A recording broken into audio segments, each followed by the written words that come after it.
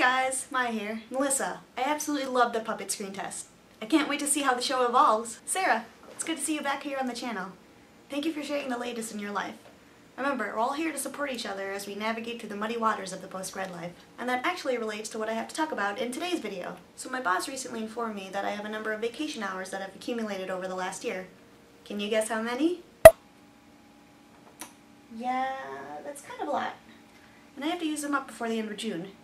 So, who's up for a trip to Europe? It's not every day that your boss actually encourages you to take some time off. The thing is, I'm not the kind of person that generally takes full days off from work unless I have somewhere cool to go. Right now, my strategy for using up these hours has been to come in for half days instead of full days. And so now I find myself with quite a bit of free time.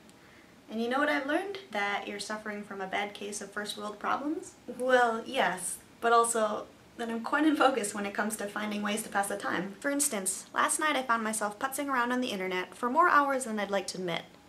Let's just say that when I finally looked at the clock, it was 4 a.m. on a work day. At that point I realized that I needed to make a list, some sort of to-do list of things I could and should be doing, so that A, I could bring some focus into my life, and B, I could broaden my horizon by trying something new. It would be like making New Year's resolutions, except I'm starting at September, so maybe I should call it academic year resolutions. Now, I never really got into making New Year's resolutions because, let's face it, you lose the motivation 2 weeks into January. The problem with New Year's resolutions is that we tend to make them vague, like, I will work out more or I will eat out less. What does it mean to work out more or eat out less? Without any specifications, it's no wonder that New Year's resolutions fall through. So for my academic year's resolutions, I'm going to make them specific. For example, the first one on my list is, I'm going to read one book every 2 weeks. By the way, let me know in the comments if you have any good book recommendations. Another reason why New Year's resolutions can fail is if they aren't widely known, say to your friends and family. If my resolution is to watch less TV, but I don't tell anybody about it, you can bet I won't feel bad when I'm plopped down on the couch watching hours of Dexter.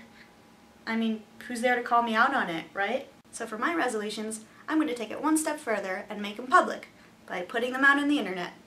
That way, if I fail, you can all call me out on it.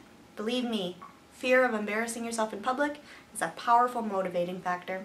Now, I felt pretty bad about the lack of videos from my end, especially because I enjoy making them so much. So, the second resolution on my list is, I'm going to make one video per week. Feel free to berate me if I don't follow through with this resolution. And finally, another way New Year's resolutions can fail is if you don't have a support system to help you fulfill your goals. If my resolution is to complete my homework before the Saturday night parties instead of Sunday afternoon, then it'll be a lot easier to achieve if I have a study group to go to the library with on Saturday morning. That way we can all get our stuff done, and there's a sense of camaraderie as we all work towards the same thing. And so, vloggers and viewers of wearestelmosfire, all 11 of you, I am reaching out to you and asking, will you be my support group? I'll make you butterscotch brownies if you say yes. So my question for you guys this week is, do you have any resolutions that you'd like to make, but maybe you're afraid that they'll fall through? If you do, let me know. Then we can have our own little support group of people who want to make good on their resolutions. And finally, today's recommended YouTuber is meekakitty, known in real life as Tessa Violet. Tessa is a vlogger / music video maker extraordinaire. When she's not making some high-quality lip dub videos, she makes comedy vlogs about anything from childhood anecdotes, to being homeless, to just random happenings in her life. What I like best about Tessa is how she tries to engage her audience with stories about her life, even as she portrays herself as silly and random. She vlogs in a way that makes you want to share your own similar experiences. If you'd like to check out some of Tessa's videos, you can click here to go to her channel. I'll also put a link in the description. Thanks for watching, and I will hopefully see you next week. Bye! Oh my gosh, it's a ghost in a chair! What?